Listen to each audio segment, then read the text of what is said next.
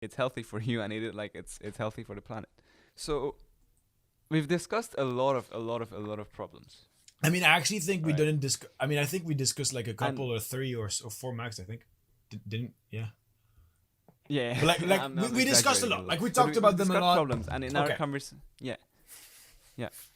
In Yeah. general, in the conversations we've had, we've mainly talked Yeah. about problems, right? With the issues and challenges and the threats that are facing harmony. I'm not actually. I'm gonna get Ah, okay. past the solutions. Let's assume that All we've right. already solved this, right? We've already fixed a majority of the existential threats that All we can right. see today. Obviously, more will rise, but at some point, All right. hopefully, if we don't destroy ourselves, humans will be comfortable enough and prosperous enough that problem solving doesn't cut it anymore.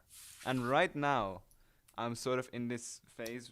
Ooh, Maybe it will great. be here forever. This phase that I feel like exploration is Really what interesting. matters the most Okay, this is great. in life. So, where do you see the future of human Oh. exploration going? Because, for example, there's Elon who Yeah. sees space exploration, right? I'm gonna use me as an example, but I'm not trying to like compare myself to Elon. I'm just saying, Cool. for me, I think creating simulations would be one of the Oh. greatest ways of Oh. exploration for those who Okay. can't have Okay. Okay. access to Okay. space travel, right? Cool. Where do you All see right. the future So of so I exploration told you for that. humans? Okay. Cool. Yeah, it has actually been a big subject in my mind, and I was like, wait, is this just about emotional feedback? Okay, how I define it is like on a scale of 10 to minus 10, let's say, emotional feedback is basically how you feel, and then you can time it. Like I have a formula somewhere. You can time it with the amount of time you feel it for. So, for example, like you can look at the like drug consumption. Like, for example, if you get like a meth in your, yeah, no, it's a pretty hardcore example. I mean, not necessarily. Anyways, so if you get meth into your body, you're gonna feel absolutely amazing for a certain amount of time. Let's just call it a 10 for now. And then, but though you're gonna feel like this 10 for, like whatever the amount of time that meth has you. I'm sorry, by the way. Sorry if I'm reminding meth to any any former meth addict. I think we should like, I don't know, maybe do a disclaimer or something, but it's pretty like you. You're triggering 20 Damn, new damn. addictions now, right? Or I mean, hopefully re-triggering though, old like, addictions. yeah, I mean, potentially, hopefully, participating to this on and preventing. Is that what I want to say? Yeah, I think that, by the way, like a lot of the message about drugs is drugs are bad. I think that's dumb to say this, especially because a big target of these things is like, like adolescents, teenagers. Yeah, teenagers. You say that in English. So yeah, because like they want to do, like they want to get outside the rules and stuff. So like if you say drugs are bad, they're like, let's go. I think like a lot of them are. So I think it's really dumb to say that. That's Yeah. actually, yeah, very And accurate. no, like I think that drugs are not bad. Just the vast majority of the time, drugs are dumb. Like it's one of the worst investments. Period. Like imagine having the idea of starting to smoke. It's so dumb. It's really dumb. Like number one, it tastes like shit first. All right. And number two, look, you have your reasons to do it. You have your reasons, like maybe you want to get into a social group, maybe you don't want to look cool and stuff like that. These are all good things that happen to you because of that drug, or at least in the short term, and that's great. Like there are positives and positive impacts to feeling drugs, especially if you get meth. You're gonna feel the fucking positive impact. It's gonna be literally the best feeling you've ever felt in your life. All right. The problem with meth. Okay, like I was looking at this YouTube channel from this guy. He was like, oh, like an ancient drug addict from everything. He was saying like, there's no way to describe it. I thought you were talking about from. I thought you were talking from personal experience. That's Let's you're being go. so descriptive. I actually have never even been drunk in my life. I'm such a little angel. Yeah, like so this guy, and he was like, look, like sex is 200 dopamine units. I don't know where that comes from, but he says that like a good way to make you understand it, sex is 200 dopamine units, coke is 400, meth is 1500. Yeah. And the thing All is, right. you start it, you feel so fucking amazing, like your brain just wants this, like it's just the only thing it's wired to do.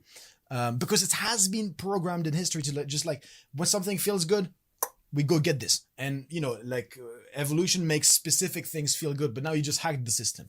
And so and you dream about this, you want this so much, you like every penny you have, like just you want it to put it inside there, so you fuck up your life, fuck up your family. It's really fucking hard. And then when you and I'm not, by the way, I'm not an expert on the subject. I hope I'm not saying too many things that are wrong. And when you get to a point where you want to stop, number one, it's really hard. And number two, the dude that was talking on YouTube about it was like, it's probably I think he was saying it was the hardest drug to stop. But then he's been off of it for 3 years and he still has nightmares and dreams, really disturbing ones, I believe, if I'm not incorrect. Because they feel so bad and he just wants to do it so much about it one night out of 2, you know? He still dreams about it all the fucking time. One night out of 2, and yeah, it's really hard to stop. And his first wish ever was like, I hope I have never even heard of this word. I hope I had never experienced it for the first time. Yeah. So I don't know why I was talking about this. Yeah, I was talking about positive impact and shit. I don't because. Yeah, my formula is like, if you want to look at the impact of a drug, for example, it's like, oh, you so 10 times, I don't fucking know, say a few hours and say your unit is an hour, your unit of time is hours, perfect. Let's just say that. So that's 10 times 3, that's 30. So plus 30, but then the negative impact of ruining your life is going to be maybe less hardcore than 10. So it's probably not going to be minus 10, but at some point it's going to be maybe minus 4 or 5 or something, but then it's going to be potentially for years. So, or for a lot of time during these years. And so, you have a negative impact that's much higher. That's kind of how I see it. I have a math formula. I can probably get it out if you want for the, that I have.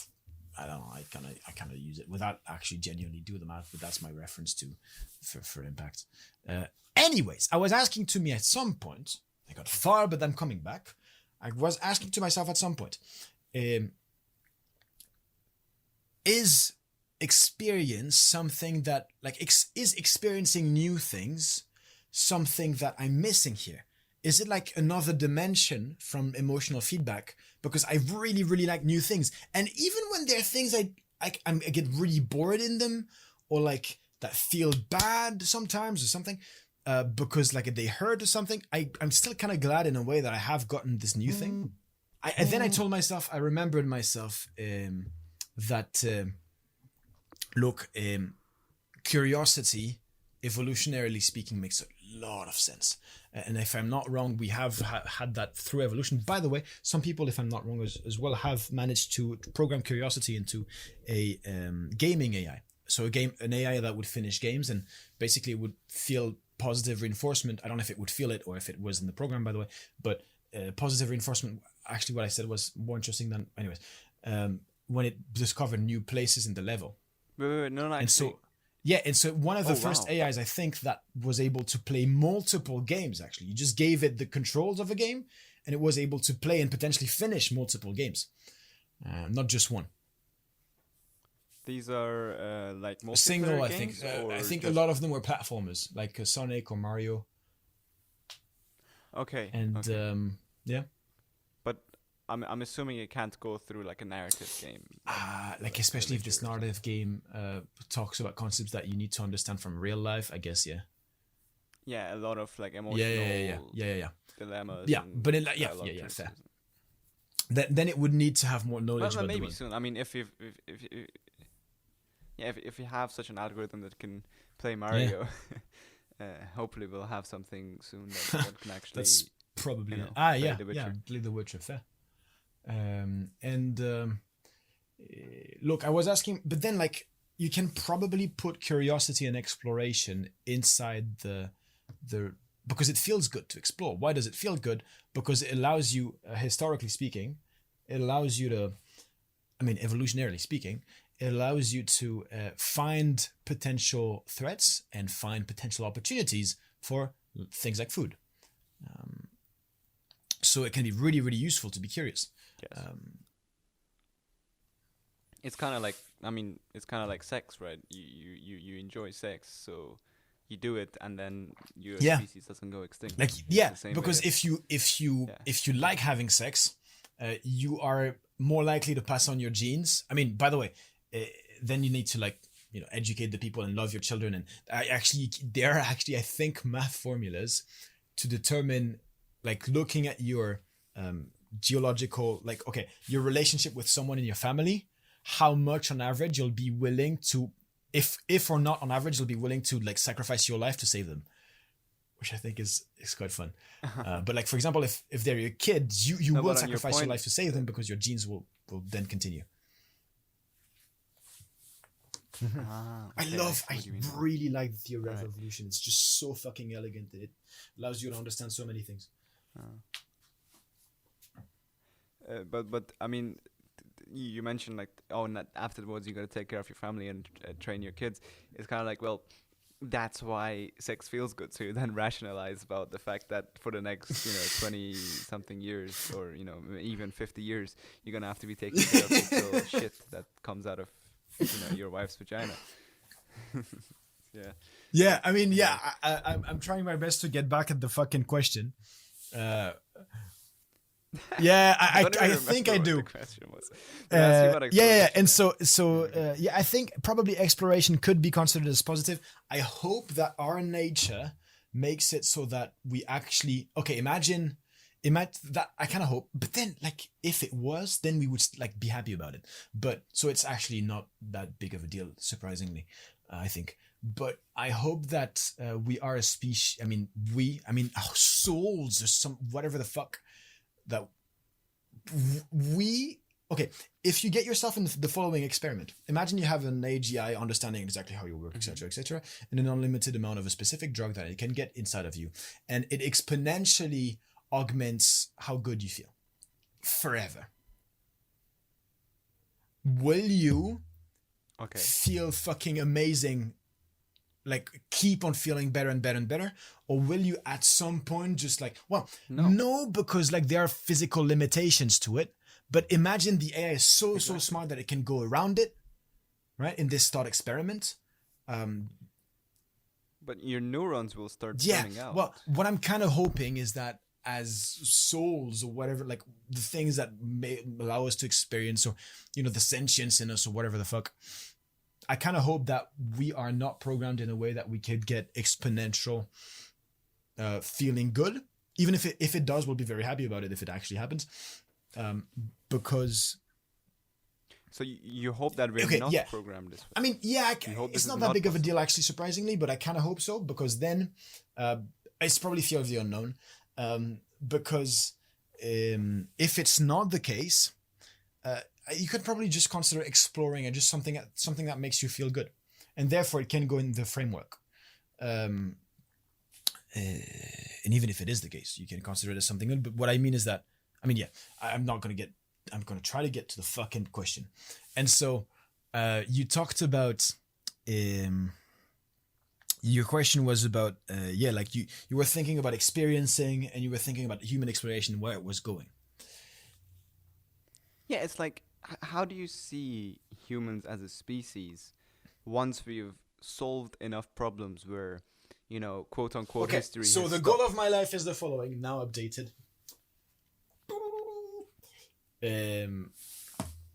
I want to get, I don't have a cool sentence that says it in a concise way yet, but I want to get, that's the goal, right? Again, I'm not arrogant enough to say that I'm going to make it. But I truly will hopefully pragmatically work as much as I fucking can on this. Not as much as I can. That's not the correct way to say it. Anyways, the goal of my life right now basically is the following. It's just the exact same thing as the latest goal of my life, but just one ambition level above, which is I want to try to help, or like as much as I can contribute to getting humanity to this level where, number one, to this level where the best advice that you could give someone, the best in that framework of utilitarianism, the best advice that you could give someone would be go have fun and have a great life, rather than go and help these people try to make the world a better place, because the world is so much of a better place that you'd actually just be better off. The world is so much of a great fucking place that you actually just be better off just taking care about you. Yeah. Exactly. And That's so where I'm getting at. That's like the let's world I go. envision, in the next whatever many decades. It's like, okay, once we get there, once all the shitty jobs are automated and the only jobs that are left are ones that humans enjoy, and we keep them around for sentimental reasons, basically, for enjoyment, basically. And, Where do we go? I what know, do we do then? and that's What would that fucking world look amazing. like? Yeah, Because yeah. well, then we can explore, and that's why I really, really, that's. I think it's surprising we have very close points of views there. I mean, we can explore whenever we want. We can explore in space and all that stuff. But one thing that we can do is that maybe what we will want to do is we will want to choose experiences that will make us voluntarily feel bad. In the sense that that's kind of why you're watching a movie. Or that's kind of why you're playing a video game. I've done a lot of game design. A core part of game design is making okay, I was not actually thinking about this. Like I did not have these evil plans or something. But if the user never feels bad about anything, they're not going to give it a shit. Like they're not going to feel good about anything either. And so you're not going to motivate them. And look, maybe people are going to want to have these adventures. Maybe you're super happy, but you're like, look, I'd like to have this adventure. I'd like to live this thing. Therefore, I think that a great way to do it would be to simulate universes. What I call N-1 universes, which is just universes simulated by our universe that we will just here call N. N+1 universes. And N-1 universe would be, if we are in a simulation, the universe simulating ours. And so I think these simulations exist already in the sense that they are video games, for example. Though obviously in the future we'll be able to make these feel much, much, much more real, and at some point we're probably going to be able to make them feel so real that if you get into them, number one, you won't be able to notice that you're in a simulation. Number two, maybe you won't even know it because we will have wiped that from your brain or something like this, and so you can basically be born in a new kind of life. But yeah, hopefully we can get to a world that is so fucking good that we can just choose to live in this world. Or we can also like choose to live parts of our lives or a lot of our lives, whatever, in these simulations that we build. Okay, there you go.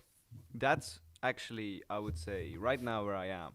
That is my life. We're extremely aligned then. That's because it's mine. Amazing. I mean, as well. Haha. Maybe we should be co-founders in the future then. Because honestly, right now I'm trying to build my own skill sets and get to a level of financial and skill-wise stability that I can then move on to just doing crazy shit like this one. I definitely want to at some point solve at least attempt to, again, I'm also not trying to be an arrogant prick, attempt to solve a big portion of the climate problem. For me, that's the biggest one I see. Like that's the one I deeply care about, and I think I can do something in.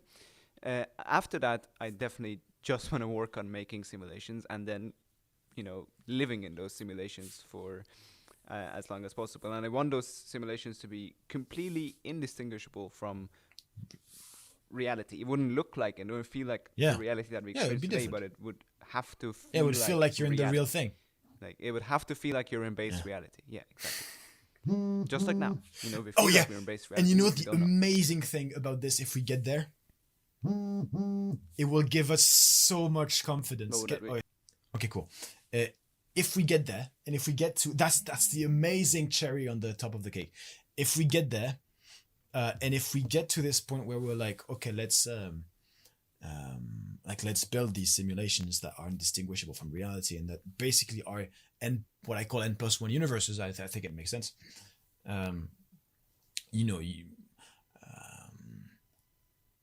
N being like the number of the universe from the base universe, I guess, or like the level of the tree or whatever. That means that, I don't know how, I don't understand this logic yet very, very well. I don't know if many people do understand it very, very well, but, it will give us so much confidence about, what's before and after death. So much more than we have right now. In the sense... Well, it might not give you confidence, but it might... essentially, but basically, if you get to live, if you get to, let's say, actually, we don't get to expand human lifetime by the time that we create this technology. Okay. Expand, what do you mean expand? As in, let's assume that the average lifetime of a human being, your life expectancy is the same as it is today. Okay, So very unlikely, but let's just assume that. Yeah, let's keep that a constant just for simplicity. Okay. And let's assume that, okay, let's just, You made a cool sound with your mic. Yeah, sorry. Let's. No, let's it just was say cool. It was like a sound of fucking. Just go on, man. Submarine let's just shit. say the average human lifespan or life expectancy is about 100 years. Okay. Uh-huh. And this is in 2050, 2060, whatever. And we have got to this technology of simulations. We have simulations that are running, hundreds of simulations simultaneously, and anyone at any point of time through their brain-computer interface or whatever other technology can pop into these simulations and then live in one of them for as long as they want.